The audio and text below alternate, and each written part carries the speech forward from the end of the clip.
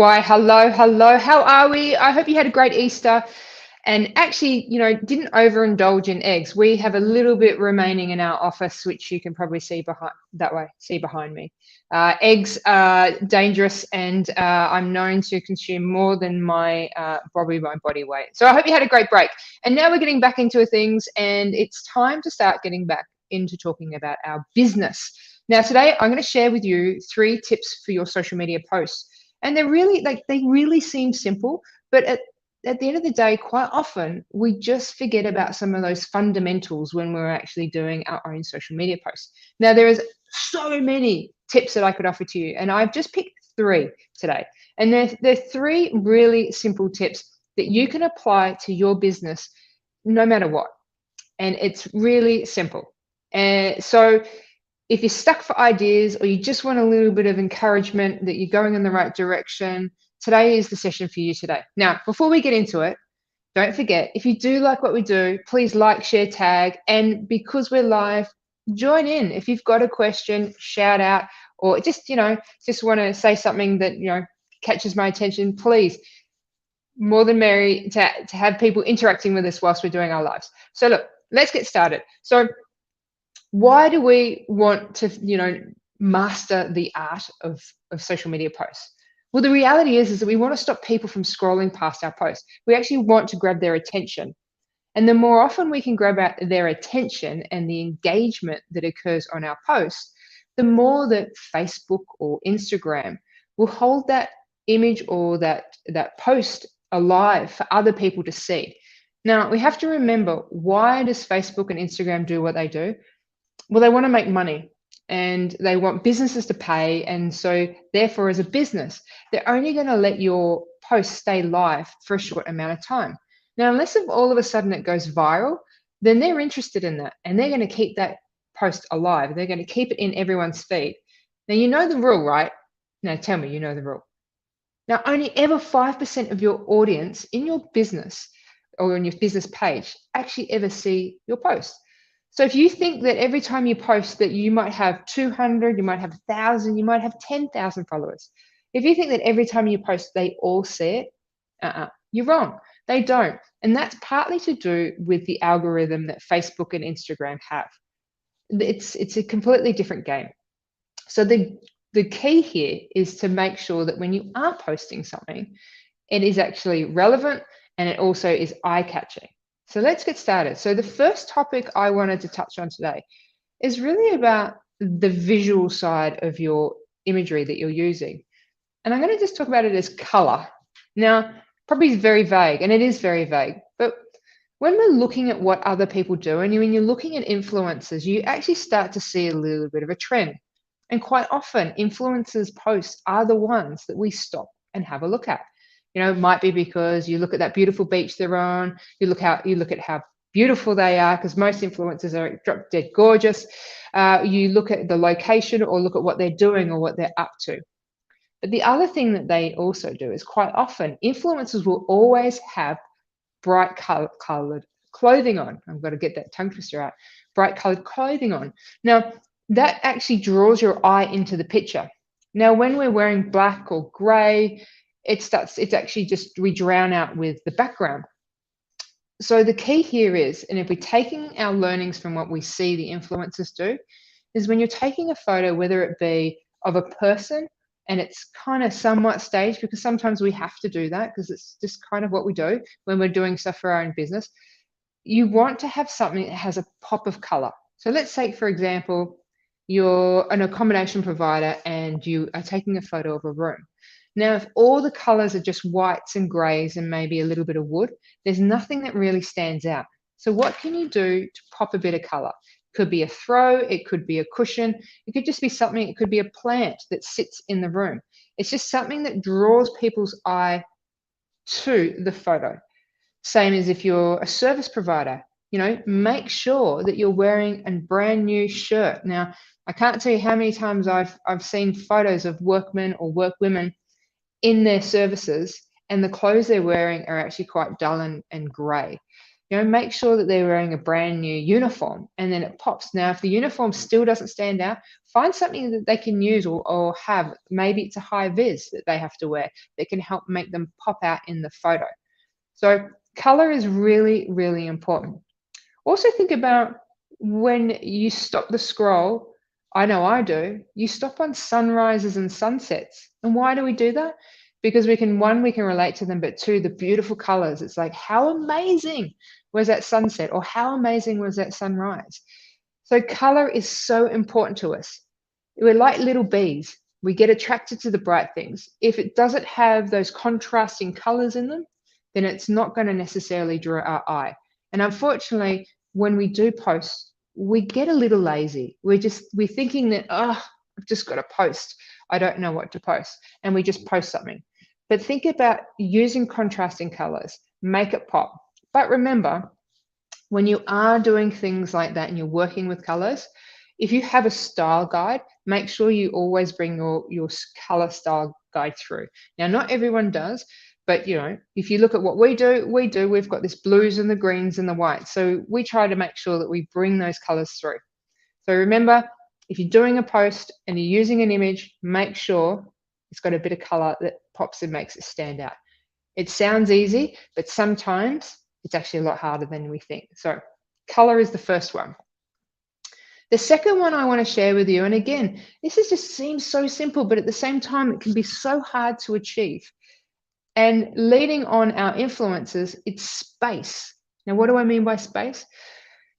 What I mean by space is that when you're taking a photo of something, and if we think about the influencers, if we look at what the influencers do, they have a person standing in the middle of the photo with this beautiful landscape. Okay, so it's giving that experience of vastness and depth. But then also sometimes close-up's really important. And so you can experience the closeness, which could be in product photos. So you might be shooting some jewelry or a pair of shoes versus you're wanting to show the extent of what someone's achieved by climbing a mountain, and you have that vastness. And so playing with space. Now, quite often what we do is we just pick up our mobile and we go click, and then that's it. And we don't really think about if we maybe went a little bit closer, if we went a little bit further back, if we tried it from a different angle, what it does to changing the story or the narrative that we actually pull together from it. The other thing to think about with space is also if there's natural lines in what you're taking a photo of. So say, for example, you might be, let's say, firstly, train tracks. Train tracks are a great way to draw the eye along, or a road on a hill, you follow the road. So the beginning of the road may start at the bottom of the photo and you can see it weave its way up. So having things that the eye will naturally guide along. Or if you're looking at a building, having linear lines that actually draw people's eye to it. So we're always looking for things within that space that will help draw to the subject matter that we're wanting to take a photo of. Now, I don't know about you, but I love photography, and I definitely love watching some of the types of photos we're seeing more and more of. And quite often there is a photo of someone peering around a corner. So you can see that there's a wall, but the photo is taken as if the person is peering around. So you can see the blurriness of the wall, and then you can see the subject matter just behind it. That's how people are getting creative with their posts, is that they're thinking about, well, if I was coming into this scenario, what would it look like to me? And how can I replicate that in a post? Now, we can do all of that with a trusty mobile. We don't need a fancy camera. Yeah, fancy cameras help. But at the same time, mobile phones are quite good for capturing it because they don't necessarily are concerned about the depth of field. So on a camera, you have to be mindful. Your focus point will pick up and then it may blur the other parts of the image. Where on camera, it just puts everything at the same level, and it's perfect for your social pages. So remembering, when we're thinking about space, try and play with it. Don't always take it from the same spot. Think about it. Could you make this look broader? Could you go further back? Or is it, if you're too far back, is it not giving the subject matter or what you're trying to achieve? Is it not really doing it justice? Do you need to come in closer? Do you need to focus more on the subject matter that you want to do. Now, subject matter could be anything. It could be a person, it could be an object, it could be an animal, it could be anything. But thinking about, do I need to create space in this photo, or is it going to be better visually if I do a close-up? Another tip when it comes to space is if you have used it on your mobile phone before, you can actually set the grids on your phone.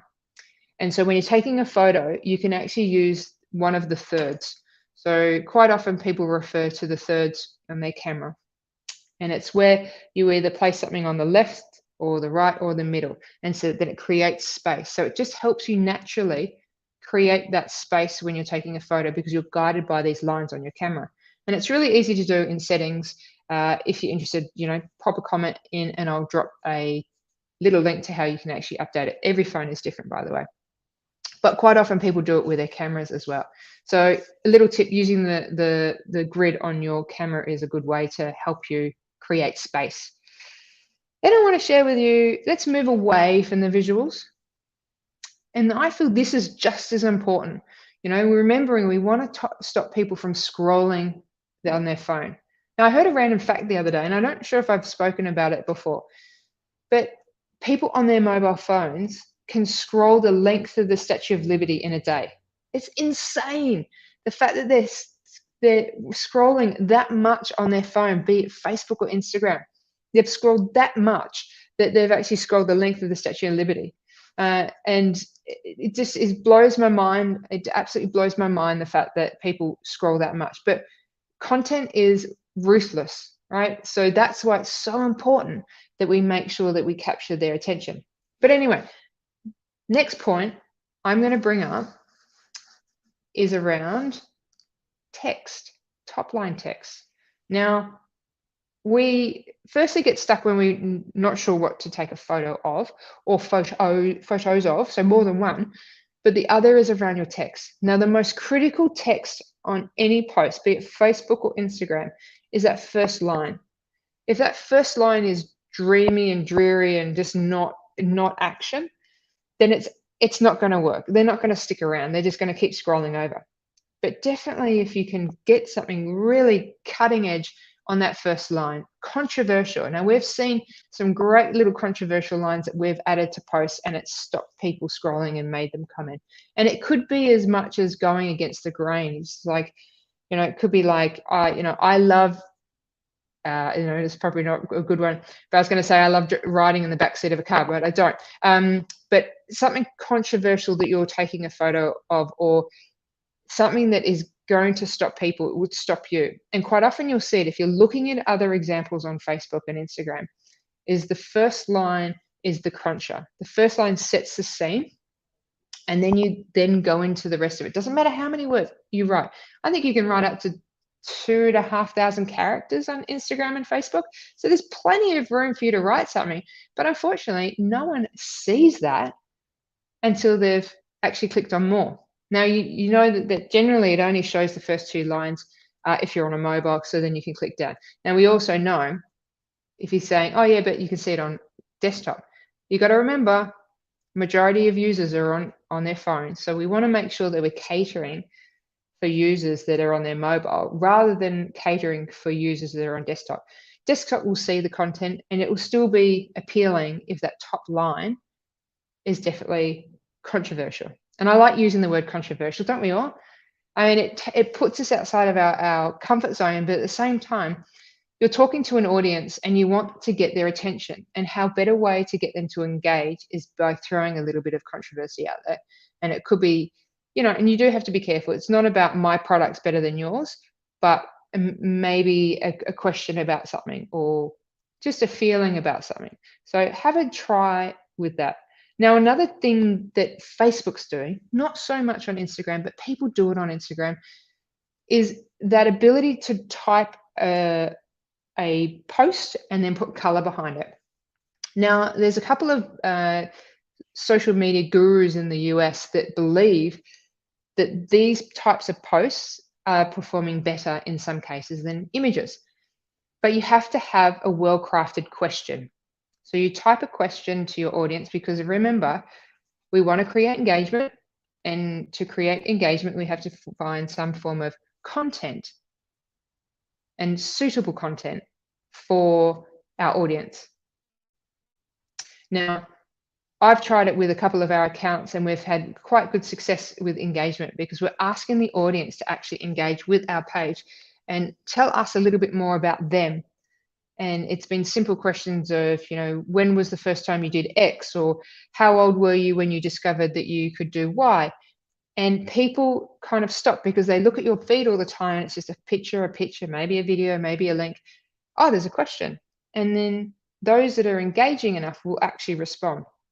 So these gurus in the US are finding that that type of content is doing so well. So it's about thinking about that again, controversial question or that engaging question that you can get your audience to actually respond to, right? Now, I said 3, but I can't help myself. I have to throw in another one. So we've talked about color, we've talked about space, we've talked about top line text. Now, the thing that is the biggest mover right now, and for some, this is even more challenging than just finding a photo to post.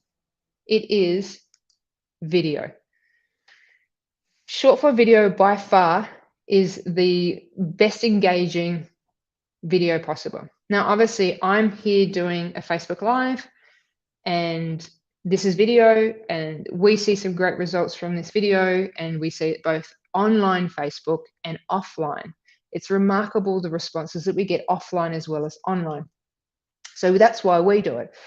But there's also Facebook lives, which we do, but we do a scheduled live. There's also Instagram Reels, and they no longer have Instagram IGTV, but Reels are really starting to take place. And that short form video, so that 30 seconds or even 15 seconds, right up to 60 seconds.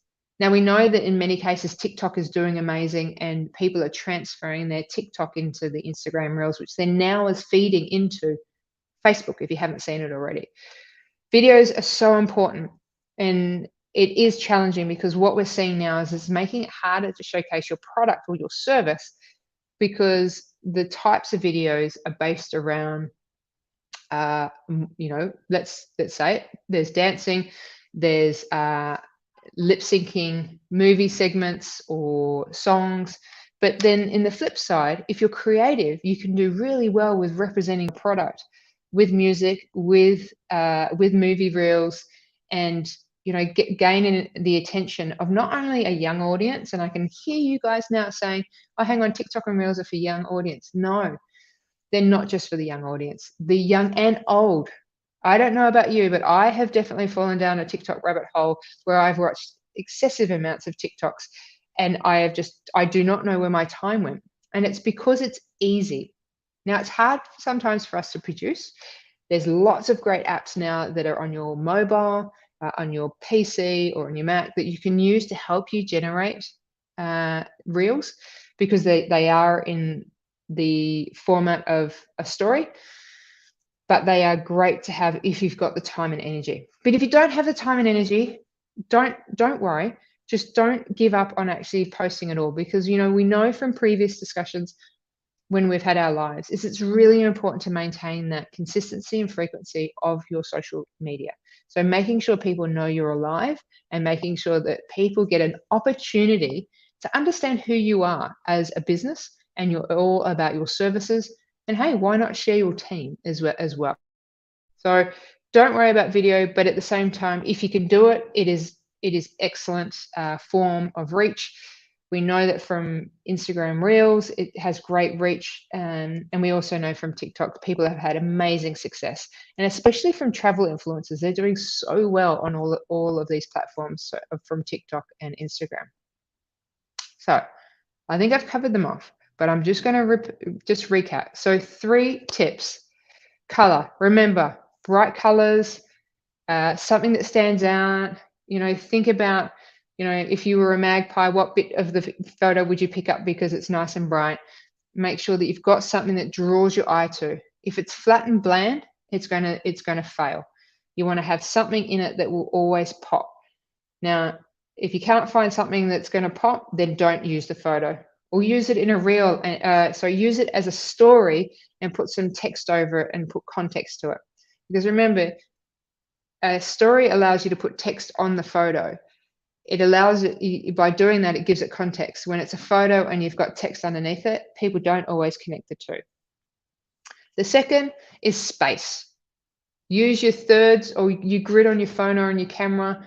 Make sure that you create depth. So sometimes you might do photos from a distance so you can show the vastity of something, and sometimes you do close-ups. But remembering sometimes the in-between is the no man's land. So try and avoid it. Third, top line text. Make sure it's sharp, punchy, controversial, gets to the point. You've got another 2,490 words behind it to go when they click more. Tell the rest of the story after that top line, but the top line is the most important. That's what grabs their attention after they've seen the photo, which has got lots of color and space. And then lastly, if you've got time, highly recommend that you get into video. It is moving, it's fast moving, and it's a great way to showcase your product, but also you've got to be comfortable with it. We were just speaking to someone today that we're looking to work with, and they do not like their own image on anything. Unfortunately, if you are a small business owner, and this is exactly what we said, so if you are watching, you know who I'm talking to. If you're a business owner and it's a small business, people are looking for the face that sits behind the brand. Now, it doesn't have to be the owner, but there does need to be a face that sits behind that brand. So people feel that there is a real human connection. If there is no human connection, then they feel that it's just, is this company really going to look after me? I can't actually see any human involved. It may end up with, in their minds that you're not the right company for them. So don't give people reason not to use you. Right. I think that's the 3 with a little bonus 4. I hope that is of some help today. I hope that you go away and you have a look at what you've been doing with your posts and you just have a little bit of a think. They're really 3 simple ways. They're my top tips at the moment because they're the things that we tend to forget about when we're posting is color, space, top line text. And then if you've got time, hey, why not? Give video a go. We've been doing video from a live point of view for almost 2 years now, guys. I can't believe it's almost 2 years. For almost 2 years. And I can honestly say that we've secured business from our lives. It's given us great connections with people, and it's enabled us to learn and grow with our community that actually watches. So as always, if you have enjoyed watching this, and for those that are watching live, thank you. For those that are watching on the replay, hey, feel free to comment. I have seen that I will pop up the link. So thanks, Karen. I will pop up a link in regards to how to access your thirds on your phone. I'll make sure I just dig out how to do it on an iPhone and how to do it on an Android. And if you do have a topic that you'd like us to cover, please just shoot us a message or DM us. We're always happy to talk about topics that are relevant to small businesses and helping you with your marketing. Now, until next time, I hope you have a great week. It is another short week next week, but we don't mind that. But I hope you have a great week, and I will see you next time. Now, everyone, stay safe.